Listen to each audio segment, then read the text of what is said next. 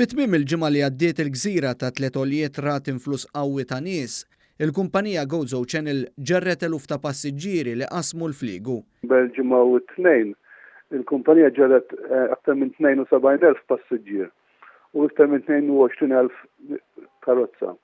Iċ-ċermen tal-GoZo Channel saħaq ukoll li r-raba' vapur dak ta' Pinu daħal fil-ħin biex jagħti servizz lil dawk li minn Għawdex qasmu għal Malta wara l-ewwel ġimgħa estiża tas-sena. Il-ħaddiema ta' GoZo Channel għamlu dak kollu li setgħu li kien possibbli biex nexxilna ndaħlu il-vapur ta' Pinu lura fis-servizz it-tnejn fil-għaxija biex ikun jista' jgħin il-vapuri l-oħra biex inaqqas mill-load fuq il-vapuri l-oħra u n-nies ma jistennewx żejjed.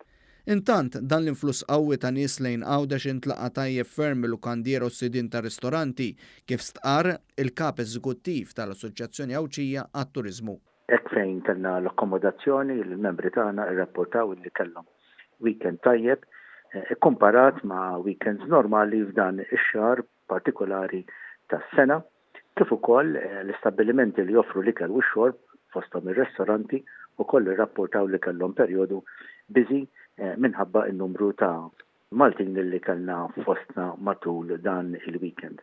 Joe Muscat qal is-settur turistiku Għawċi issa mistenni jerġa' jara aktar xogħol propju fil-jiem li ġejjin. Allura s-settur turistiku Għawċi f'dan ix-xahar issa qed jistenna wkoll il-weekend li ġej, pjuttost huwa weekend ukoll estiż peress li hemm il-festa ta' San Valentino u allura hemmhekk ukoll qegħdin nistennew li jkun hemm ukoll titjib fl-akkomodazzjoni kif ukoll il-ġimgħa ta' wara imbagħad għandna il-weekend tal-Karnival, il-festi tal-Karnival li kif nafu dan huwa perjodu popolari ħafna għal Għawdex.